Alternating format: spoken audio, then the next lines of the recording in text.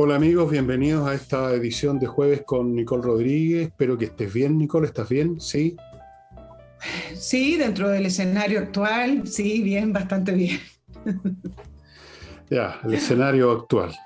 Eh, Ese, ese escenario que tanto analizamos. Bueno, vamos con los temas. Vamos a partir con un tema que parece lejano porque ocurre en Europa, pero que tiene que ver bastante con Chile, o por lo menos algo tiene que ver, y es el triunfo en unas elecciones locales en Madrid del Partido Popular, que es el nombre que tiene ya la derecha, un partido de derecha.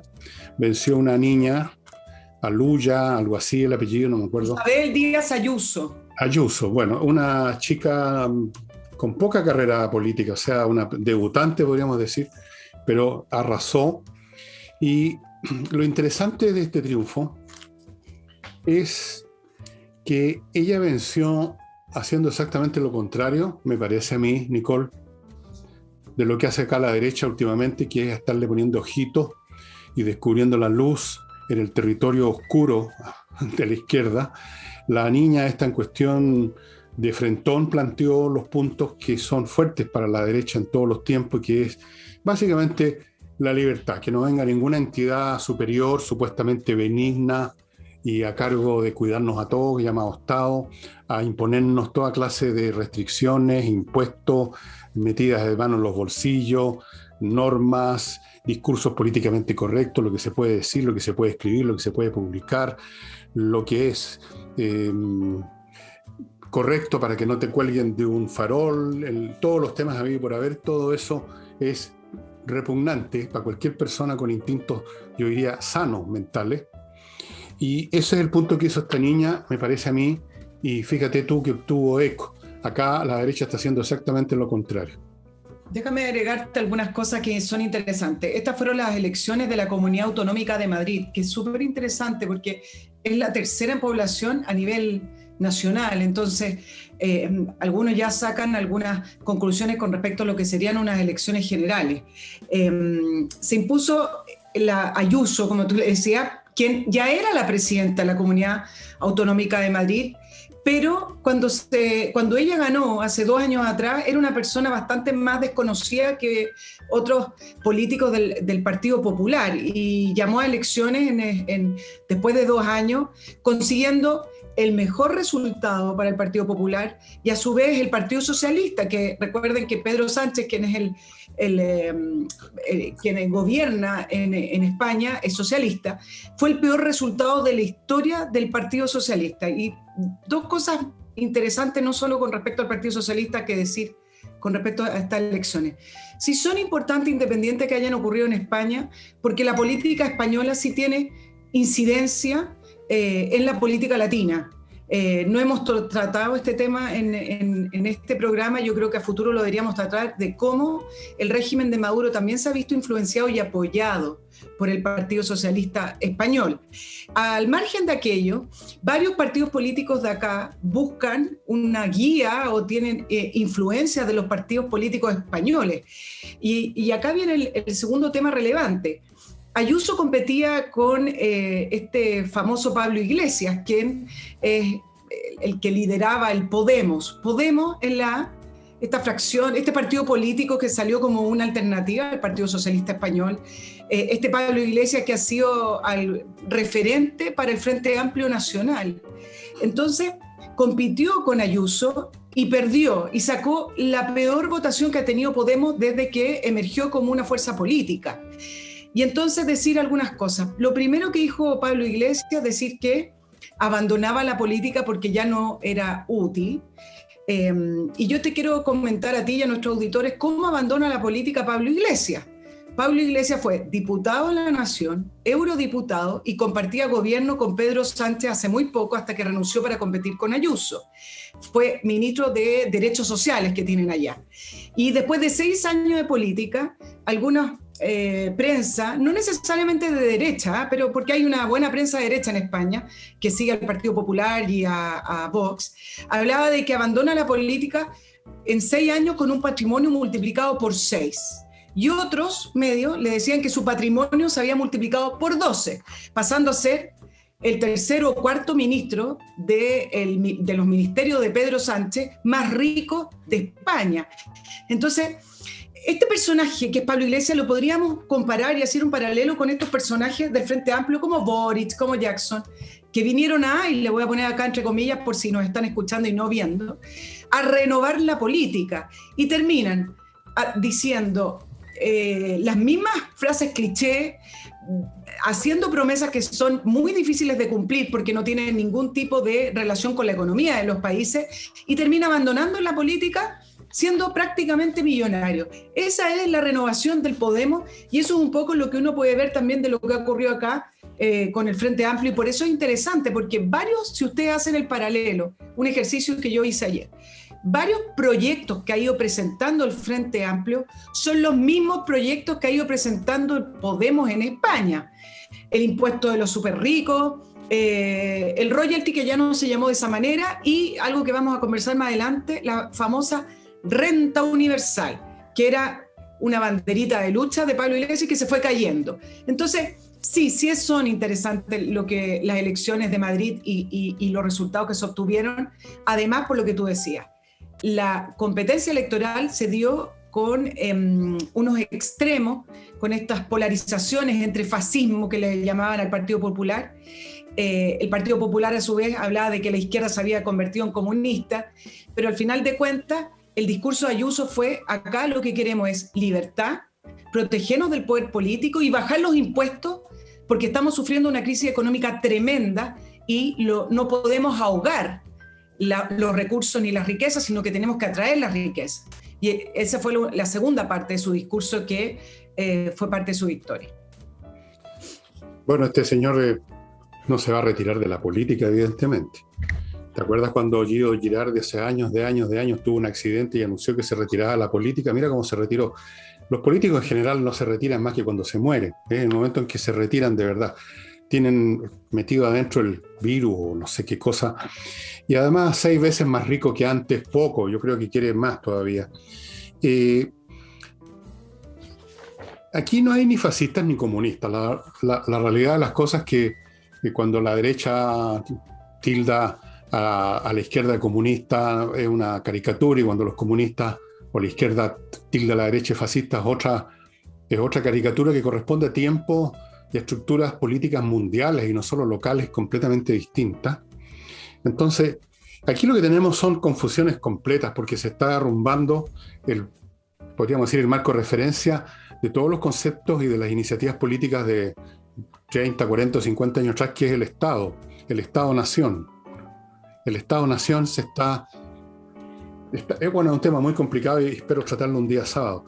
Pero para decirlo simple o en forma muy simplista, en un mundo de mercados mundiales, donde la economía efectivamente ya opera como una sola economía, todas las iniciativas de los socialistas, de los comunistas, de los frente amplistas, de toda esta gente, usando tácitamente, sin darse cuenta, ellos probablemente hay referentes, este marco, llevan al fracaso completo.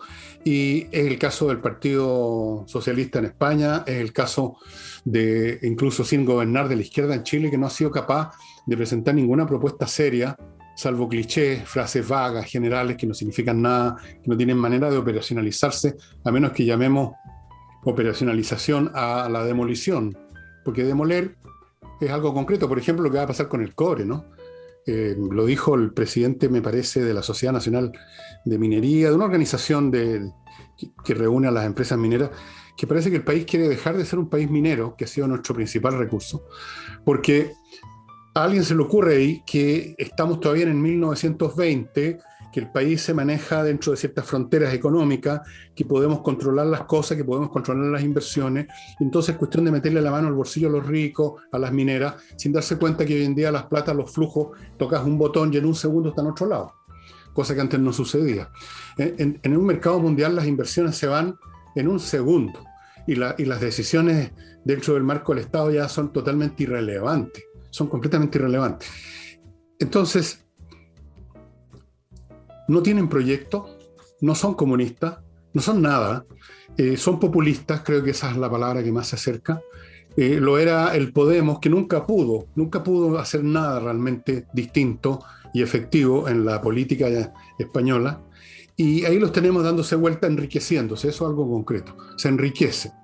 Yo no sé si se han enriquecido los Boris y los Jackson acá, pero entiendo que no deben estar tan mal. Entiendo que Jackson se va a ir a sacar algún postítulo en, no sé, en comunicación con los extraterrestres, a Inglaterra, no se pegan unos años sabáticos bien pagados, tienen buenos contactos, se arreglan la vida. No sé si se hacen ricos, pero se arreglan la vida. Y en eso termina todo. Y las promesas se derrumban porque son inaplicables, corresponden a tiempos que ya no existen, corresponden a fórmulas que ni siquiera en sus tiempos funcionaron. Y por lo tanto ni siquiera son comunistas, en realidad. Claro, pero ni siquiera. En este ambiente que intentaron realizar en las elecciones de la Comunidad de Madrid, de polarizar, lo que varios analistas españoles decían, bueno, acá lo que se derrotó también fue el discurso confrontacional, uno, y dos, el discurso arrogante del partido Podemos y del Partido Socialista, ya que Ayuso obtuvo más votación, Ayuso y el Partido Popular obtuvieron más votación que los tres partidos de izquierda que se presentaban entre el Partido Socialista, Podemos y Más Madrid. Entonces, decían acá, la derrota tiene que ver también con ese populismo que tú mencionabas, del vacío, de tirar estos proyectos, estas frases. Y por otro lado, hablaban de cierto despertar, no me gusta mucho esa palabra, pero de cierta, a lo mejor, conciencia que han adquirido un grupo de españoles que ya pasaron por el periodo de las promesas de Podemos, del Partido Socialista, de poder asegurar derechos sociales, y han ido descubriendo que esta inflación de estos derechos sociales no es más que una estafa piramidal, la llamaban algunos, que al final alguien lo tiene que pagar y al final termina siendo solo una gran deuda. Entonces, esos dos elementos fueron también los que se fueron analizando con respecto a la derrota de Podemos, que a veces ha acaparado más titulares que el triunfo del Partido Popular. Pero ambos puntos son los relevantes en esta elección. Ahora la pregunta que se hará mucho es si esto tiene alguna relevancia en Chile, si vamos a observar un fenómeno parecido. No, la verdad es que es muy difícil hacer pronóstico de esa clase. No sabemos realmente cuál es en qué está el público en general, esa ciudadanía que siempre están mencionando en la izquierda y en la derecha también, todo el mundo. No sabemos qué pasa por la mente de esos ciudadanos que no se hacen notar, porque no van a marchar, no van a pintar muros, no van a vociferar, no desfilan por los medios de comunicación, están en sus casas, están trabajando, están tratando de salir adelante, o lo que sea. Esa gente, la mayoría es silenciosa. No sabemos en qué postura está, cómo evalúan, por ejemplo, el Frente Amplio. Yo creo que el Frente Amplio me da la impresión de estar muy mal evaluado en este momento, salvo entre ellos mismos y los jovencitos un poquito despistados que los siguen. El Partido Comunista, bueno, tenemos encuestas, está en los últimos lugares siempre. Los socialistas están muy, pero muy recontra desprestigiados, han tenido problemas incluso con el tema de la industria del narcotráfico, cosa que, entre paréntesis, duró una semana en los medios de comunicación y se tiró debajo de la alfombra. Probablemente hay otros partidos que están también conectados con el narcotráfico. Entonces, bueno, ¿para qué hablamos los radicales o del PPD? El PPD ha estado desprestigiado desde el primer día que existe, literalmente por la conducción del señor Girardi, que es otro personaje súper desprestigiado. Entonces, hacen mucho ruido, están en todas partes, están en el Congreso porque en un momento de locura el país eligió mucha de esta gente, pero eso fue en otras circunstancias políticas, en otro país, yo diría en otro país los eligieron. Entonces, esa mayoría que tienen y que les da esta sensación de poder y que lo han manejado, pero en forma abusiva, es una reliquia del pasado. Es una reliquia del pasado y yo no sé si esa reliquia va a ser reeditada, reevaluada, resucitada y mantenida en los próximos eventos electorales. Yo tengo la sensación que se van a llevar una sorpresa bastante grande las izquierdas, ya con la próxima votación para las constitucionales y los gobernadores y todo eso, y se la van a llevar más grande para las presidenciales, creo yo. Por supuesto, uno puede estar totalmente equivocado, ¿no? No sé. Las encuestas son las que dan ciertas luces, no son una verdad absoluta. Yo creo que la CEP, cuando dieron los resultados la semana pasada, fueron bastante claros en decir que era primera vez que se hacía por teléfono, en hacer una evaluación de la muestra que hicieron, de cuánta gente contestó y no contestó, y aún así se toma como un mapa absoluto, de una verdad absoluta, teniendo márgenes de error, etc. Hacer una encuesta cara a cara no es lo mismo que hacer una encuesta por teléfono, pero hay ciertas situaciones que se van repitiendo en algunas encuestas, que son algunos personajes. Tú preguntabas por Boric, por ejemplo. Boric es un personaje que en la encuesta CEP tenía arriba del 40% de rechazo, por ejemplo. Y en general el Frente Amplio, cuando lo hemos comentado, que obtuvo el 10% de elección parlamentaria, empujado también por Beatriz Sánchez, era esta fuerza nueva, esta fuerza renovadora, esta fuerza que uno no sabía muy bien qué es lo que te prometía, pero que daba esa sensación de que luchaba contra esta élite política que se formó desde el 90 en la concertación, con también los partidos tradicionales de la derecha, que iba a luchar contra la corrupción, contra todas estas injusticias que uno puede tener ciertas nociones que ocurren en el sistema. El problema es que no tenían un proyecto concreto, el problema es que su paradero político es bastante de extrema izquierda, más similar a un partido comunista que un socialdemócrata. Entonces, se han ido perfilando ya en la cancha y me parece que el resultado electoral que van a tener, siendo también que el Frente Amplio ha ido desapareciendo porque se han ido partidos políticos y se ha ido desintegrando. Entonces, considerando esa realidad, uno tendría que proyectar que va a tener un peor resultado electoral. Puntualmente estoy hablando del Frente Amplio, ¿eh? Tendría un peor resultado electoral, además que no tiene la figura presidencial o de candidata presidencial que tiene ese minuto, que arrastró casi un 20% de opciones, que estuvo a muy poco de ganar la Guillén. Entonces, sí se puede proyectar que el Frente Amplio no debería tener mejor resultado electoral que lo que obtuvo en las elecciones pasadas, en una mirada simple, ¿sí? Yo creo que así va a ser, y los otros partidos tampoco tienen mucha... No veo por qué habría el Partido Socialista que subir su votación. O sea, no veo en la izquierda ninguna persona, ni grupo, ni coalición, de estas que inventan todos los días, siempre con el adjetivo progresista, que puede ofrecer algo concreto. Y la razón de esto es que no tienen nada, no hay nada en la realidad en que está metido el país y el mundo que permita efectivamente planear o presentar una agenda que tenga sentido. No la hay. O sea, todo es confusión, todo es rechazo, todo es indicar con el dedo las fallas de lo que existe, cosa que lo puede hacer hasta un atrasado mental. Pero cuando se trata de decir, bueno, ¿cuál es la manera de organizar la economía, la política, la cultura, las relaciones con otros países o las relaciones con el mercado mundial o todo esto de forma tal que la población esté más beneficiada en la próxima pasada? ¿Cuál es la fórmula? No las hay, nadie las tiene.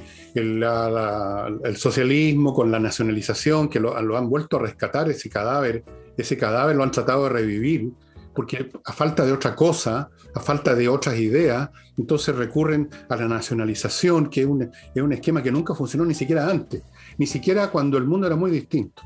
No tienen nada concreto, no tienen ni una concepción de lo que está pasando, no tienen claro nada, y por lo tanto, ¿qué podrían articular de verdad más allá de acumular un catálogo de frases y clichés o indicar con el dedo a los viejos sinvergüenzas que hicieron transacciones, como si la política no fuera otra cosa que un montón de transacciones, y como si la política en cualquier sistema no tiene, por supuesto, siempre un grado de corrupción en todos los asuntos humanos, incluyendo organizaciones no políticas? Entonces, hicieron el papel del niñito que tiene una pataleta, el adolescente que anda enfurruñado con el mundo, mostrando los males obvios que los ve todo el mundo, que ellos creen que ellos nomás los descubrieron. Pero llega el momento en los que uno le dice, ok, ¿cuál es la alternativa? No la tienen. Yo no sé quién la puede tener. Yo creo que no hay una alternativa a lo que está ocurriendo en el mundo. O quizás algunos creerán que la alternativa es el modelo chino. Puede ser, es un modelo específico, bueno o malo, pero es un modelo concreto. O sea, una sociedad totalitaria controlada de arriba a abajo. Puede ser. Pero no lo pueden decir porque es políticamente poco presentable decir queremos una sociedad controlada de arriba a abajo. Así es que en medio de esta confusión ideológica, esta falta de idea, el Frente Amplio se quedó en el puro apronte, en la pura presentación en la vitrina, y no ofrecieron ni podían ofrecer nada. Así hubieran tenido en su fila al mejor sociólogo o cientista político de Chile. No habrían podido porque estas cosas no se pueden inventar, Nicole. Tú no puedes inventar simplemente una respuesta a los problemas que son mundiales simplemente porque viene una elección. Pues eso es ridículo. Tú puedes inventar simplemente un programa hecho de frases como hicieron en el Frente Amplio. ¿Tú te acuerdas la lista de lavandería que tenía el Frente Amplio? Que el tren expreso no sé dónde, que el tren rápido acá, unas cosas sueltas así, aisladas, que no tienen nada que ver con la estructura económica y política, sino que son simplemente una lista de lavandería. Y siguen en lo mismo. A propósito de confusión, miremos un poquito el escenario actual y quiero acá recoger algunas palabras que veo de las personas en la calle. Yo busco un poco en redes sociales, no tanto, pero generalmente escucho de la confusión que tienen con esta agenda de los mínimos comunes y el enredo que empieza a aparecer en los medios, que habló tal o habló cual. Y déjame plantearte algunas cositas de la famosa agenda de los mínimos comunes. Tú ya lo dijiste en un programa, acuerdos no se puede hablar, porque es una palabra prohibida, una palabra que ya está manchada, pareciera pecado mortal. En esta famosa agenda de los mínimos comunes que presentó el gobierno y que fue una salida a la crisis política, acuérdense, hagamos memoria, de hace 2 semanas atrás, cuando volvió a levantarse la violencia. Esto fue una respuesta a aquello, producto del tercer retiro, Tribunal Constitucional y todo ese escenario. Primero decir que cuando plantean que esta se llama la agenda de los mínimos comunes, a mí me parece que en una democracia los mínimos comunes ya están planteados. Los mínimos comunes tienen que ver con el respeto a las normas, respetar las instituciones, respeto a las leyes que sustentan a cada institución y a cada poder del Estado. Esos son los mínimos comunes, porque lugares para debatir hay. Será el Congreso, será una invitación de la moneda para debatir con las distintas fuerzas políticas, pero el mínimo común son las reglas que impone la democracia. Por eso a mí no me gusta mucho el nombre de esta agenda de los mínimos comunes.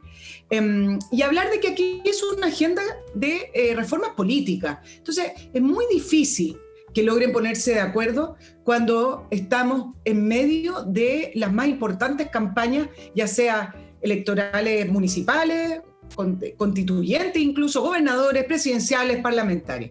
Y así es como empieza este enredo, porque acá se trata también de ponerle la bandera a la agenda de los mínimos comunes, y eso es lo que quiero ir planteando para que se den cuenta que todo esto hay que leerlo en clave electoral.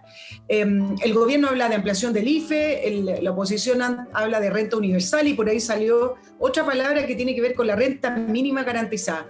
Los 3 conceptos son conceptos ideológicos distintos, para que se hagan una idea. No es solamente un tema de semántica, independiente que en la práctica puede terminar siendo lo mismo.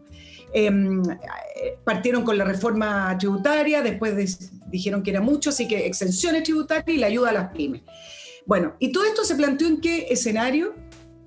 Primero, con una presidenta del Senado que reaccionó ante una encuesta CEP, que si bien no es una verdad absoluta, pero a los políticos les hace reaccionar, donde el Parlamento obtenía un 7% de aprobación y los partidos políticos un 2% y salía encumbrada Pamela Giles. Entonces, para mí, la reacción que han tenido, en parte de mostrarse un poco más estatistas, negociadores, etcétera, es para ponerle un muro de contención a esta popularidad que empezó a adquirir Pamela Giles, no haciendo política, haciendo un reality, haciendo un show. Pero a la vez plantearles lo siguiente: el hecho de que Yarna Proboste haya aparecido también dentro de los primeros lugares de consideraciones positivas en la SEP, le puede jugar en contra al gobierno, dado que, como ustedes ven, se levanta un proyecto paralelo de la Cámara de Diputados, porque no solamente acá son competencias electorales presidenciales, sino que el Senado siempre ha competido con la Cámara de Diputados. Entonces se levanta un proyecto paralelo de esta famosa renta universal que lo levanta Walker, Vallejo, Jackson y otros diputados de la Cámara para competirle al Senado. Se levanta un proyecto propio también, Rincón, diciendo que ella ya había propuesto la renta universal. Y además Chile Vamos dice que ellos van a hacer una propuesta paralela. Entonces, acá son todos compitiendo con todos. Y el mismo hecho que hizo levantar a Proboste como una figura que a lo mejor podía unificar a la oposición y poder firmar algo con el gobierno, o por lo menos hacer las paces, le puede jugar en contra.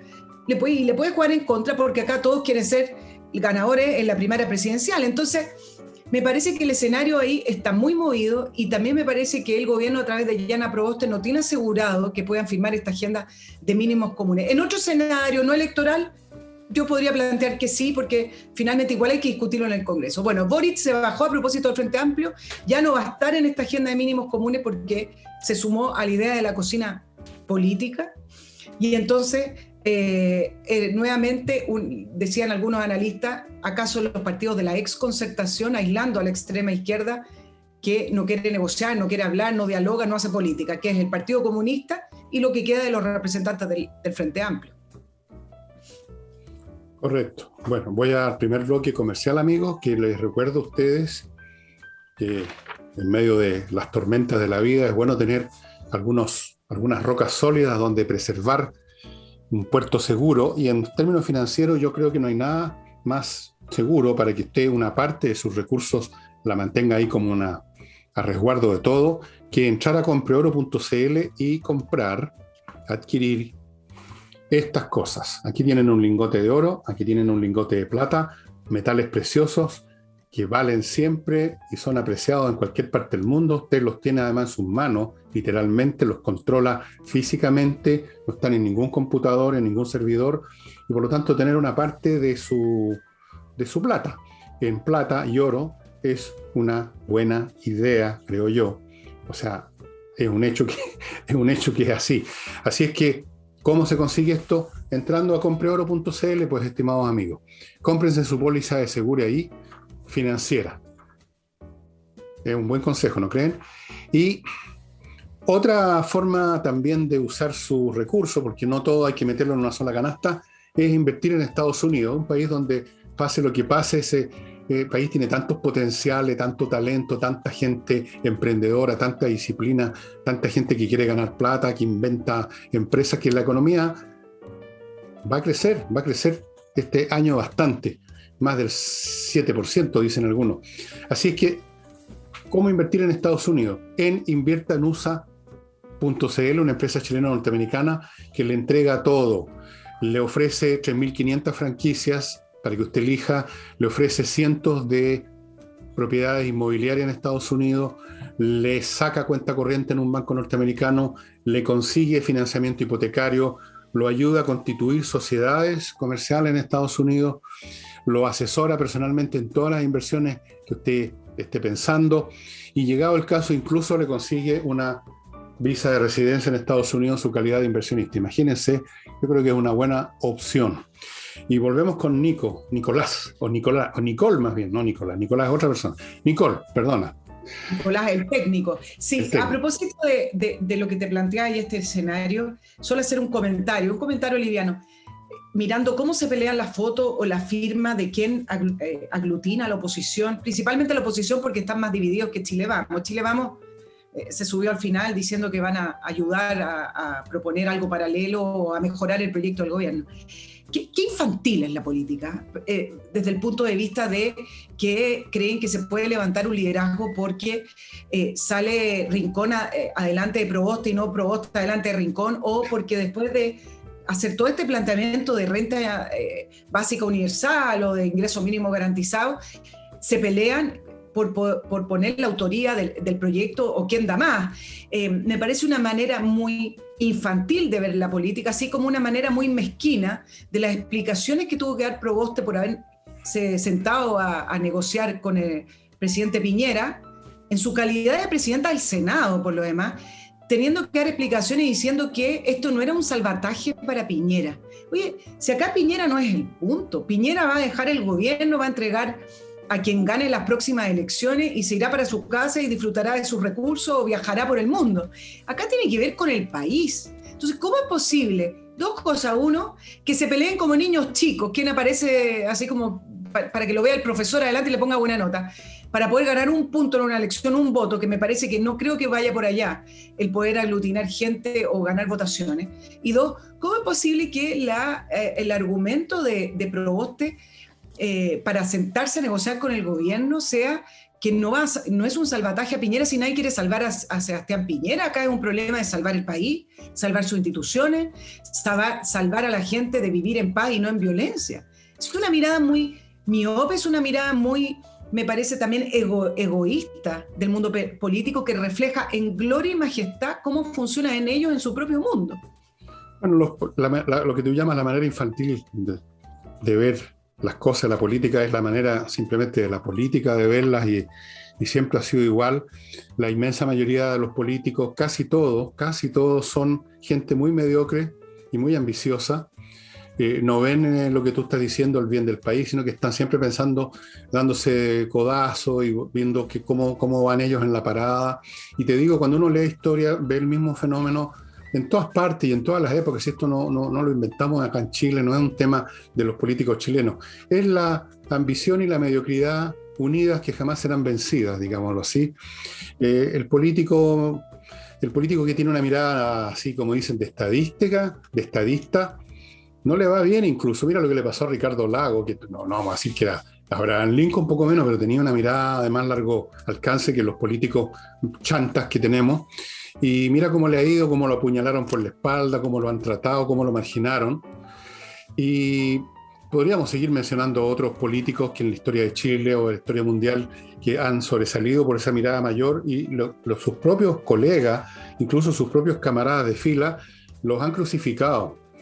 Porque la mediocridad es la tónica en todo orden de cosas y en la política también. Pero en la política es peor porque el mediocre común y corriente no le hace mal a nadie nomás. Pues es simplemente un gallo que Mahoma, para todo. Pero en política tienen poder y afectan el curso de la vida de una nación. Entonces ahí lo ves tú, como dices, en vez de pensar en el país, están pensando en dar explicaciones de que nos están tratando de salvar a Piñera y otros se están acomodando de otra manera, y hay como 20 distintos programas o proyectos paralelos para que el mío sea el que agarra a los titulares, no el del gobierno, porque el gobierno... Entonces, es así como funciona. Yo te diría, no se trata aquí de pensar que estamos ante una política especialmente mala. La política siempre ha sido más o menos así, y cuando ha sido un poquito mejor es porque accidentalmente ha habido en las filas de los partidos, del gobierno, un porcentaje un poquito mayor de gente, un poquito más habilosa, con ánimo un poquito más grande, más magnánimo, un poquito. Entonces eso cambia un poco las cosas, y en otras condiciones, además políticas, con menos conflicto, es más posible que reine un poquito más de sentido común y de sensatez. Pero en tiempos como estos, de lucha desenfrenada y de demolición de las instituciones y de confusión ideológica y mental, tú comprenderás que lo único que queda claro, lo único que queda en pie es la ambición desatada y la miopía. Y ahí andan todos dándose empujones y cuchillazos. Esto es como una estampida cuando hay un temblor, ¿no? La gente no sale ordenadamente pensando que es lo más adecuado, salgamos en orden y todos nos salvamos. No, es una pelotera, la gente corre encima de alguna gente, mueren pisoteados, otros se caen, queda la crema. Más o menos. Tenemos una estampida política en este momento. Es así, y esa es la imagen que uno ve, pero también es la imagen que uno ve comparable como estas polillas que se van hacia la luz con respecto a cuando sale un proyecto. Recién hablamos del Partido Popular y la victoria que obtuvo en las elecciones en Madrid con respecto a un discurso distinto. Mira, lo de la renta básica universal, que se sigue discutiendo hoy mientras hacemos el programa, y da lo mismo si le van a poner renta básica para uno, da lo mismo si le ponen renta básica universal, ingreso mínimo garantizado, pero estuve leyendo y tú sabes que en ningún país del mundo, y espero que nosotros no seamos los primeros porque los experimentos sí se han hecho, ha sido aplicado de manera general una renta básica universal. En ningún país. Todos los ejemplos que usted escuche de Finlandia, España, Canadá, incluso Alaska, que lo voy a nombrar más adelante porque es distinto, han hecho una especie de experimento con un grupo puntual de la población.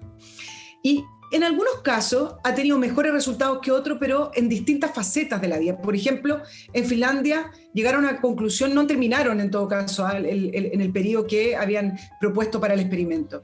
Llegaron a la conclusión que las personas que recibían ese ingreso tenían menos estrés o tenían una mejor calidad mental, pero que no afectaba realmente, no le subía mucho el nivel de vida. Bueno, ahí hay una serie de conclusiones que no tengo el tiempo para poder explicarlo, pero en todos esos países que les pueden nombrar con respecto al ingreso básico universal, así como se plantea, universal, a todo mérito, solo por el hecho de vivir y ser una persona que nació en un territorio, no se ha aplicado en ningún país del mundo. Y la pregunta que surgió en todos los países que lo han tratado de experimentar o de probar es, ok, ¿cómo se financia esto? No y se en puede. todos los países con ingreso per cápita el doble o triple que nosotros, dijeron no se puede financiar. Y lo que se planteó en Finlandia, y algo que yo acá tampoco escucho, es, ok, ¿qué pasaría si lo damos? Pero cortamos otro subsidio, cortamos otro beneficio. Esa es la discusión que se da. Y acá el problema es que todos se suman a esta renta básica universal porque la lleva, mañana la va a llevar otro concepto, y tú no ves contraposiciones políticas. Se suma a la izquierda, se suma a la extrema izquierda, se suma a la derecha y la centro derecha también. Nadie plantea otros puntos, y ese es el problema también que van a tener para las elecciones los ciudadanos, porque no saben cuál es la diferencia entre postura y postura. Y por último, solo decir que uno de los grandes problemas que detectaron en España y en Finlandia y en Canadá con respecto a la renta básica universal, que también nadie lo plantea acá, es que provocarían un aumento de la inmigración a aquellos países, porque en la base teológica o intelectual de la renta básica es sin discriminación. Por lo tanto, planteaban que era tremendamente peligroso con esto de tener las fronteras abiertas y de la constante inmigración que ha ido aumentando en el mundo, de poder plantear una renta básica universal, porque por supuesto que provocaría un aumento de inmigrantes a esos países. Bueno, todos esos temas me gustaría que se empezaran a plantear y que uno no los ve por ninguna parte. No, porque son desagradables. Pues. Es desagradable decirle a la gente que una cosa rica y agradable no se puede financiar, que es inviable. La política, en la lucha por el poder, lo que se hacen son ofertas, se miente descaradamente. A veces ni siquiera saben que están mintiendo porque son tan estúpidos muchas veces que no han hecho todo estos análisis. Yo estuve viendo una cifra ahora que me mandaron. ¿Qué pasa? Fíjate que todo el presupuesto entero de Chile no sería suficiente para esa renta universal. Pero anda a decirle tú eso al votante común y corriente que no sabe sumar 2 más 2. Te van a decir que eres un aguafiesta, te van a decir que eres un fascista, te van a decir que eres un reaccionario, que no amas a la gente. Hay que decir cosas hermosas, hay que prometerles el cielo. Vamos a irnos todos al cielo pasado mañana. Y estos sinvergüenzas mentales se aprovechan de eso, y además tampoco, aunque quisieran, podrían entender las mecánicas. Capaz que la renta universal sea posible en 100 años más, cuando ya no haya economía propiamente tal, sino que hayan millones de robots produciendo en cantidades infinitas y todos vamos a estar echados para atrás sin hacer nada, y vamos a convertirnos en párvulos, en niños, en un bebé que le meten un biberón en el hocico. O sea, va a haber una decadencia intelectual y cultural, pero increíble. Pero vamos a estar todos amamantados, como en esa película de ciencia ficción que todo era falso, que los tipos estaban soñando cosas, ¿te acuerdas? ¿Cómo se llamaba? Que hubo como 2 o 3. ¿El sustituto? ¿Ah? ¿Los sustitutos? No. Bueno, no importa. Puede ser, pero por el momento la economía todavía, a pesar de todas las riquezas, funciona en la escasez, funciona con gente que tiene que trabajar, por lo tanto funciona con motivos para trabajar. Quiero hacerme más rico o quiero tener un equivalente a lo que yo produje, y no que todo vaya a un fondo común que vaya a aprovechar a unos hueones frescos que están echados de espalda. Es inviable, pero tú no lo puedes decir, ¿no? Porque no da votos. No da, si tú dices todo esto y decís, miren, ¿saben qué más? La renta universal quizás sea un tema para los bisnietos de ustedes tienen que sacarse la cresta trabajando como todo el mundo, punto. No te votan por ti. Y ahora voy a otro bloque. Súper cortito, tú tienes razón, Fernando, porque yo no lo nombré, pero se discute lo de la... Por supuesto que tienes razón. Se discute lo de la renta básica universal hace muchísimo tiempo atrás, mucho más de lo que la gente cree, incluso siglos pasados, pero la base intelectual es la automatización del trabajo. Es lo que tú planteabas. Esa es la base intelectual de plantear la renta básica universal. Eso va a ser el comunismo, en cierto sentido. Lo decía Marx, cuando la producción ya es inmensa, cuando ya no hay un problema de escasez, que es el tema central de la economía de todos los tiempos, ahí vamos a vivir en el comunismo, como lo llamamos. O sea, no vamos a hacer nada. Vamos a tocar un botón y va a aparecer un robot a servirnos el pisco sour. Nos van a limpiar el popó, otra máquina especial. No vamos a hacer nada. Pero mientras tanto hay que trabajar, fíjense. Y ahora voy a mi segundo bloque y lo empiezo con SMF Limpiapisos. Es una empresa que tiene líquidos especiales para limpiar y dejar bonito todo tipo de piso, no es lo mismo un piso que otro para dejarlo bien, no metan las patas. SMF, estimados amigos, Notario Express, que algunas personas ya me han hecho caso, incluyendo a quien tengo acá en la pantalla. Notario Express, amigos, su trámite notarial dura un 1% de lo que duraría normalmente. En vez de ir a meterse a la notaría por hora, y ahora es más todavía, métase a su computador, a notarioexpress.cl, hace el papeleo ahí, y luego se va a la notaría a firmar, 5 o 10 minutos y está listo. Notarioexpress.cl.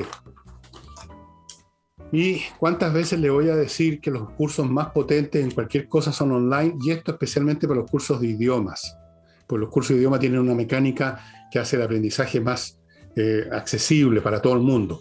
Aprender idiomas es más fácil que aprender altas matemáticas o aprender, qué sé yo, no sé, pues física nuclear o historia incluso.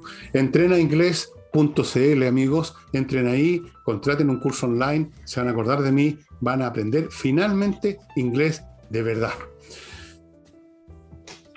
Nicole, sí, tiene usted la palabra. Te quiero un tema cortito, pero para mencionarlo y poder comentarlo también acá. Dos obsesiones que encuentro que tiene la prensa chilena y que al final van creando escenarios que sí producen efecto. Voy a partir con el tema de la fecha de las elecciones y la postergación de la fecha de las elecciones, que a mí me parece incluso insólito que la sigan preguntando y repreguntando cada vez que el Ministerio de Salud da una conferencia con respecto a los números COVID. Primero, decir que se han hecho en todos los países del mundo que les tocaba elecciones, han hecho sus elecciones. Estados Unidos el año pasado eligió presidente, Ecuador acaba de elegir presidente, Perú y otros países. Madrid acaba de elegir a su nueva presidenta, para no nombrar más. En el fondo, lo que quiero decir es que el mundo sigue funcionando y las elecciones hay que hacerlas, independiente a las cifras COVID.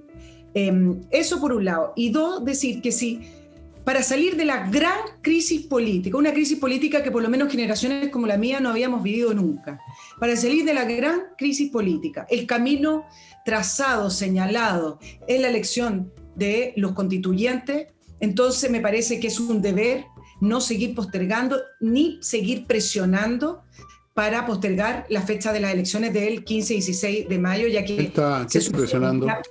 Ahora vengo, pues se supone que lo que se trazó para esas elecciones va a ser parte de la salida de la crisis. Entonces, no es posible, por ejemplo, hoy día se le vuelve a preguntar al ministro de Salud y dice que la fecha no se va a mover porque las cifras dicen que se puede hacer, y el Colmet, pareado un poco, el Colegio Médico dice que es bastante delicada las cifras, no es seguro, y empieza a hacer toda una siembra de dudas que recoge la prensa y que siguen insistiendo lo mismo. No, acá hay que presionar y acá hay que avanzar, hacer las elecciones, porque es la única manera que decante el escenario que se levantó en octubre del año 2019. Y el COVID no es una excusa y no es un argumento para seguir postergando esta fecha. No le haría bien al país, eso sí que no le haría bien. Parte de la crisis de la semana antepasada no hubiera ocurrido si hubiéramos ya realizado las elecciones, porque les quiero decir, el lunes 17 de mayo decanta el escenario, se van a posicionar las piezas prepresidenciales. Entonces, el camino, no hay que crear escenario ni hay que seguir sembrando dudas. El camino es hacer las elecciones. Punto final. Pero esta obsesión, Fernando, tú me preguntabas quién. Bueno, si cada vez le van a seguir preguntando, van creando escenarios. Hay gente que quiere postergarlas porque tienen la sensación que no les va a ir bien, ¿no? En la izquierda, yo, por lo que me he informado, por lo que me dicen algunos de mis espías que tengo en todas partes, incluyendo el Partido Comunista, tengo informantes ahí para que sepan, están un poquito asustados, están preocupados porque ven que no van a sacar las votaciones que esperaban, que finalmente esta ciudadanía a la cual tanto ya convocan, que tanto usan de referente, la ciudadanía quiere esto, la ciudadanía quiere lo demás. Tú te has fijado que toda esta gente se arroga la representación de la ciudadanía. Los ciudadanos quieren esto, los ciudadanos. Bueno, los ciudadanos no los quieren a ellos, y yo creo que en la votación se va a manifestar, va a suceder, y lo ven venir y creen que postergando se pueden dar otras situaciones. Por último, no perder ahora, veamos qué pasa más adelante, a lo mejor pasa algo bueno, quizás las movilizaciones, saquemos otra vez a las primeras líneas a dejar la crema, o no, discuten eso, entre otras cosas. Eh, Porque no es casual que el colegio médico presidido por esta señora que es comunista y otros organismos y personas que son comunistas o cercanos al Partido Comunista estén, porque son ellos los que están sobre todo presionando con la postergación, ¿no? ¿No es así? Son los que siembran las dudas y dicen que todavía no Ya. hay que cantar Bueno, victoria. No lo dicen exacto porque... vamos a las urnas, a lo mejor les va bien, pues sean más optimistas, estimados amigos de izquierda. Veamos qué pasa, pues. Veamos qué pasa. Y efectivamente no podemos seguir con esto hasta el día del juicio final. Ya esto se ha convertido en una ridícula. Toda esta cuestión del COVID, yo sé, es una enfermedad, hay muerto gente, pero ya se ha llevado esto a un extremo que ya empieza a parecer una farsa realmente. Mira, estas cuarentenas masivas donde entran justos y pecadores, donde es lo mismo un local donde se junta mucha gente a un local donde no se junta casi nadie, y sin embargo por igual tienen que cerrar y quiebran negocio. Eso es insostenible, es insostenible. Es insostenible. Es poco focalizado, es poco equilibrado. Es poco inteligente, la verdad. Es poco inteligente. Ya han salido varias cifras de los daños que producen las cuarentenas sin tener evidencia, realmente una evidencia científica o por lo menos algún análisis de cuánto realmente ayudan las cuarentenas. Y al final esto tiene que ver si el remedio es peor que la enfermedad. Por todo lo que he leído, creo que el remedio acá es peor que la enfermedad. Probablemente. En todo caso, y por último, dejemos esa discusión de qué es lo que era mejor a los tratadistas del futuro. Por el momento tenemos que vivir, ¿no? Tenemos que votar, tenemos que producir, tenemos que comprar pan, tenemos que ir a la pega, tenemos que hacer cosas. No podemos seguir encerrados esperando el día que a los señores políticos les parece bien, que les iría mejor. No, que se vayan a freír espárragos. Exacto, y ahí viene mi segunda obsesión de la prensa, cortito. ¿Cómo es posible también que cada vez que sale una comuna o una región de cuarentena, el ministro de Salud tenga que explicar y dar cifras de por qué está sacando una comuna en cuarentena, y a la vez, cuando vuelven a poner en confinamiento alguna zona, no le piden explicaciones? Si esto es el mundo al revés. Bueno, la evidencia que hay que pedir tiene que ver cuando confinan a la población, no cuando la sueltan. Entonces, acá se da vuelta una serie de valores que me parecen entre insólito, curioso y peligroso. Bueno, tú sabes cuál es el talante que predomina en tu gremio. Ya lo sabes, o sea, ¿para qué vamos a entrar en eso otra vez? Son ayudistas de la izquierda, la inmensa mayoría. Esa es la realidad. Y son muchos de ellos bastante tontos, además. He visto algunos comentarios que han hecho sobre distintas cuestiones que me parecen, francamente, de personas con grave déficit atencional. ¿No es cierto? Bueno, déjenme contarles, amigos, si usted tiene una casa o un departamento o un terreno que quiere vender y ahí está marcando el paso quizás de cuándo. Bueno, salga de eso de una vez por todas, pasándole la pega a Hey. Hey vende.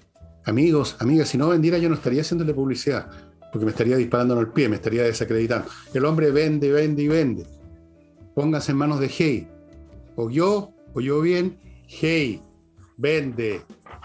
Y Controller no vende, sino que le mejora cómo funciona su empresa. La parte de gestión, la parte de contabilidad, las auditorías, todo lo que es el papeleo, la cosa administrativa de oficina, donde hay millones de problemas todo el tiempo y las empresas normalmente tienen los problemas ahí. En la línea de producción las cosas están más a la vista. Ahí es donde se esconden los problemas.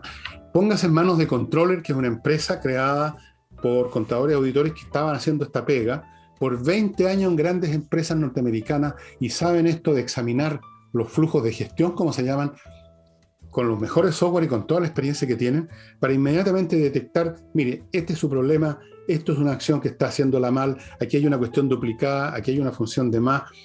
Le van a dejar su empresa funcionando al 100% como debe ser para que le vaya bien en el próximo periodo o ciclo económico que ya va a comenzar a iniciarse más tardar agosto, septiembre, como he estado prediciendo, y creo que no me voy a equivocar. Y si me equivoco, me tiro por la ventana, que estoy en un primer piso, no hay problema. Y si tienen problemas ahora legales, civiles, ya saben a quién recurrir. Salinas y Ojeda, estimados amigos, son el bufete de abogados especialistas en ese tipo de cosas.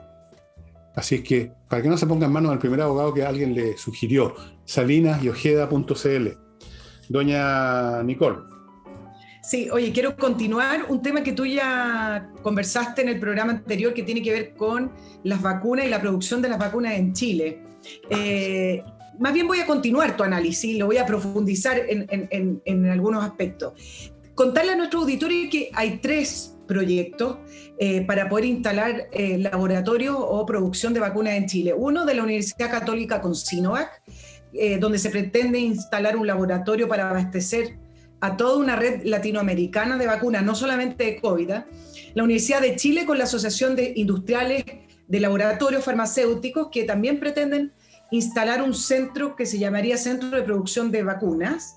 Y además está el proyecto de distintas universidades que incluyen la Católica y la Chile para instalar en el desierto de Atacama un proyecto que se llamaría Desert Basin Laboratory. Y decirte algunas cosas con respecto a estos 3 proyectos que suenan muy bien, bienvenidos, pero el puro hecho, y esto siguiendo la línea de la crítica que se hacía que hace 40 años Chile producía vacunas y que ahora somos importadores simplemente, bueno, somos importadores de prácticamente todo, así que no nos debiera extrañar que importamos vacunas, y a pesar de eso, no fue una limitante para ser uno de los países que más vacunas tiene y que más rápido ha vacunado a la población. Entonces decir que primero, que se instala un laboratorio de vacuna acá no significa que van a haber muchos científicos ni que van a haber muchas patentes, lo que significa que se va a producir vacuna. Y no necesariamente que vamos a aumentar la capacidad científica de descubrir vacunas. Por supuesto que la colaboración siempre ayuda, pero dependiendo de cómo se haga, dependiendo de los acuerdos, todavía no está el contenido de los acuerdos de las universidades con los laboratorios, no sabemos cuánto de verdad van a necesitar de científicos chilenos o van a trabajar científicos chinos en el caso de Sinovac. Entonces, también puede ser que se instale un laboratorio y que sea simplemente una producción, así como se podría instalar una empresa de ropa. Pero digamos, si así funcionan las cosas ahora, eso es lo que no entienden estos críticos de que el marco nacional ya no tiene sentido. ¿Qué importa que un científico chileno está dentro de nuestras fronteras trabajando o está en la Universidad Stanford o en China? Si esto es un aparato mundial, eso creen que el país va a estar, no sé, pues va a tener más prestigio, va a ser más rico, va a ser mejor en algún sentido, porque un científico que nació en Chile esté trabajando aquí en la calle, en la calle Moneda con huérfanos. No, pues eso es una tontería. Eso es gente que se quedó pegada en concepciones, como te digo, de Estado Nacional y del mundo dentro de la frontera, entonces generemos más científicos aquí y hagamos cosas acá. Eso ya no tiene mucho sentido. Eso es una cosa nostálgica, absurda. Es como que plantearan, como dije ayer, que empecemos otra vez a armar citronetas acá. Pues, bueno. O sea, claro. Es una tontería. La cuestión la cuestión para un Estado es que produce otras cosas que el mundo compra y gracias a eso tiene plata para comprar lo que necesita, como hicimos con las vacunas. Sí, eso claro. Es todo. Ahora, si tú me dices que se van a instalar laboratorios en Chile que van a venderle al resto de América Latina, porque tienen que ser a escala, entonces resulta que no nos estamos escapando, como dijo uno de estos críticos, de la pulpería que vende y compra. Sí, pues vamos a estar en lo mismo, solo que la pulpería ahora va a estar vendiendo vacunas en vez de estar vendiendo, qué sé yo, zanahoria. Pero es lo mismo, o sea, así funciona la cuestión. Claro. Ahora, siempre va a ser beneficioso que se instale un laboratorio, así como que se instale una empresa. Sí, pero no desde el punto que lo plantean los críticos de decir, no producimos vacunas. Ahora, si vamos a producir patentes, bienvenido sea, y si vamos a tener nuevos descubrimientos, bienvenido sea, y sí creo que nos podría dar un upgrade. Ahora, déjame acompañarte tu análisis, porque creo que es el ejemplo perfecto de que no necesariamente por producir vacunas eso significa que es un éxito en tu sistema de políticas públicas. Mira India. India es el mayor productor de vacunas del mundo. No solamente tiene vacunas que compró con respecto al COVID, sino que está produciendo una vacuna propia COVID. Y tú sabes por qué esta segunda ola que le pegó a todo el mundo por lo demás, lo pillaron sin dosis de vacuna. ¿Y por qué? Porque el gobierno no hizo el pedido correspondiente, porque se confió en que la segunda ola a ellos no le iba a pegar de esta manera, y no hizo el pedido de los volúmenes correspondientes a sus propios laboratorios. Entonces hay un tema de gestión. Mira la Unión Europea. Alemania tiene los laboratorios más grandes del mundo en su territorio. Tiene el laboratorio Bayer, tiene el laboratorio Merck, y todo el proceso de inicio de vacunación en la Unión Europea ha sido totalmente ineficaz e ineficiente. Pfizer se produce en Inglaterra, pero también se produce en Bélgica. Entonces, tú puedes tener estas fábricas, tú puedes tener estos laboratorios, pero si tú eres ineficiente y no tienes visión o lo gestionas mal, no sacas nada. Entonces, efectivamente, la crítica de la manera en que la ponen de Chile importa vacuna, la semántica y la manera o la connotación de lo que quieren decir está mal puesto. Y déjame... No entiende, simplemente no. Te digo, esto es una manera de pensar absolutamente anacrónica completamente. En el caso de la India también influyó el hecho de que no es lo mismo, expliqué la otra vez el tema de los números, no es lo mismo tener un problema con 5 millones de habitantes como Israel o 17 como Chile, a tenerlo en un país de 1.360 millones de habitantes. Claro. Es una cuestión de que tú no puedes, es logísticamente imposible que tú tengas en la misma proporción los recursos para enfrentar el problema a esos niveles poblacionales. Eso es simplemente imposible. No hay ningún país del mundo que pudiera tener, por ejemplo, un aparato de salud que estuviera todo el tiempo listo para cualquier cosa en la proporción para atender a 1.300 millones de personas a tiempo. Eso es imposible. Sencillamente es imposible. Es logísticamente imposible. Aunque dedicaras todos los recursos del país, aunque India dedicara todos sus recursos a eso, no podría tener suficientes hospitales para atender a 1.360 millones de seres humanos. Entonces, estas cosas, o como en un banco, si todo el mundo va al mismo tiempo a retirar sus fondos, el banco, digamos, no puede responder. Estas cosas de los números de repente no se entienden. Pero estas personas no entienden nada y siguen creyendo que porque un país tiene un científico trabajando adentro, en un laboratorio que a lo mejor es del Estado, que funciona como las pelotas y donde se producen toda clase de situaciones de corrupción, de ineficiencia, de despilfarro, pero ese país por esa sola razón está en mejores condiciones. Qué tonto eso. ¿Qué pasaría? Bueno, lo que dices tú de India, ¿qué sacaban con tener los laboratorios ahí? Sí, el tema es gestión. Aquí hubo buena gestión y se trajeron las vacunas. En otras partes no hubo buena gestión, aunque tenían los laboratorios en casa, y mira tú. Bueno. Y tú sabes que con el escándalo de las cifras de India, y digo el escándalo porque la prensa lo pone como las cifras se dispararon, siguen teniendo la misma letalidad proporcional que tiene el resto de los países, 1.7, y la mortalidad tampoco le ha subido. Entonces, que los contagios diarios, que 17 millones, tienen 17 millones recuperados, 226.000 muertos, en una población de casi 1.400 millones de personas, la mortalidad y la letalidad es el mismo promedio del resto de los países. Pero ahora, es cuestión de ver las curvas, son todas iguales. Son todas iguales. Son todas iguales. Prácticamente de los países que informan.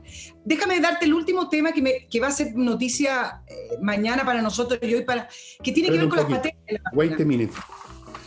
Un minuto para contarles de KM Millas, para que ustedes entren en ese sitio, kmmillas.cl, que está aquí a mi derecha, y los kilómetros que tienen acumulados, o millas, como dicen todavía en el mundo anglosajón, que sigue con el sistema imperial de medida, que es totalmente irracional, pero están pegados con eso. Millas.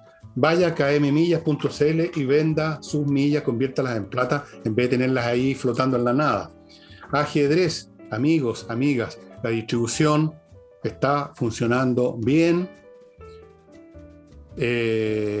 ¿Para qué les digo los beneficios del ajedrez para los jóvenes, para los niños, para todo el mundo? Aquí están los productos. Entren a espacioajedrez.com. Pronto les va a tener unas novedades muy interesantes, Pablo, relativas a cursos. Está en eso.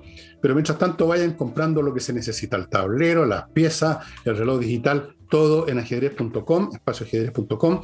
Y no olvidéis, hermanos en Cristo, no sé por qué digo eso si yo no soy cristiano, miclimo.com para que ustedes tengan el mejor clima en su casa, sí soy cristiano, en su casa, en su oficina, en todas partes.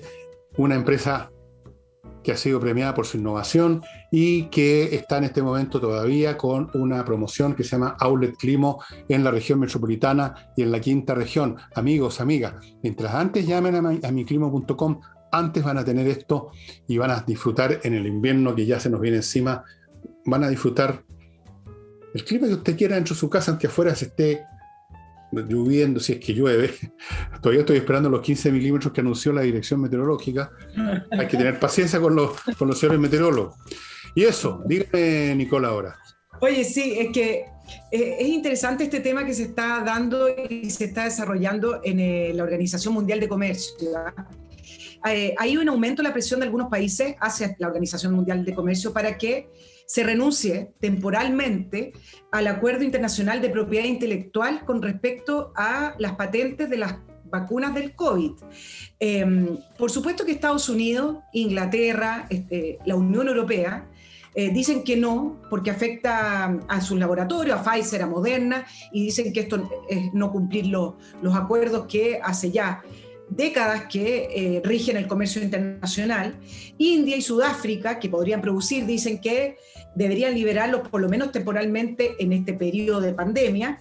Y hoy se reunió la máxima autoridad de la OMC, que es el Consejo General, y a pesar de que Estados Unidos, y son dos cosas interesantes, a pesar de que Estados Unidos venía diciendo que no, al parecer Biden había cambiado su postura y cedió ante las presiones de un grupo más de izquierda de los demócratas, y ya Estados Unidos anunció que permitiría liberar las patentes de las vacunas que ellos estaban protegiendo. Entonces, algunos analistas ya lo veían como un triunfo del ala izquierda demócrata, porque la OMC, sin el apoyo de Estados Unidos, o con el apoyo de Estados Unidos, tiene el 50% ya ganado. Y en segundo lugar, dice que lo más probable es que la OMC presione para que se liberen las patentes, porque en todo este tiempo durante la pandemia, si ustedes se han fijado, la OMC no ha tenido ningún rol, no ha tenido ninguna participación. Incluso al principio de la pandemia, cuando el comercio internacional se vio afectado por aviones secuestrados por los insumos médicos, ¿se acuerdan? Por confiscación de algunos países, por la prohibición de exportar insumos médicos, algo que va completamente en contra de las reglas que la Organización Mundial de Comercio ha tenido y ha imperado durante todos estos años de libre mercado. Entonces, decían que este es el minuto de fama del OMC para meterse también al lado de la Organización Mundial de la Salud y decir, yo también existo, y tener algún tipo de rol, algún tipo de función durante la pandemia, y al parecer varios proyectan que efectivamente se van a liberalizar las patentes. Bueno, yo no sé si eso va a cambiar mucho las cosas, porque al final de cuentas el punto de la vacuna es la fabricación de la vacuna, no tanto las patentes que hay. Bueno, no sé, dejémoslo, veamos qué pasa con eso. Estamos terminando el programa, estimados amigos, hemos estado 1 hora y no queremos abusar de su paciencia. Ya es suficiente. Así es que les agradecemos vuestra asistencia a este programa. Les agradezco aquellos que nos apoyan. Agradezco a todo el mundo. Soy un hombre agradecido. Soy un hombre que le doy gracias al Señor. Sigo siendo cristiano a pesar de que no creo en nada, pero como me bautizaron, comulgué, iba a misa, ayudé en misa y todo lo demás, soy cristiano al final de cuentas. Un cristiano ateo, eso sí, es una variante nueva. Voy a fundar una iglesia de los cristianos sin Dios. ¿Variante contagiosa o no? Sí. ¿Ah? La variante contagiosa. No, yo no proselitizo a nadie. Pero si quieren entrar a mi iglesia tienen que pagar. Esta cuestión no es gratis. Ya, y eso sería todo, estimado amigo. Nos estamos viendo mañana.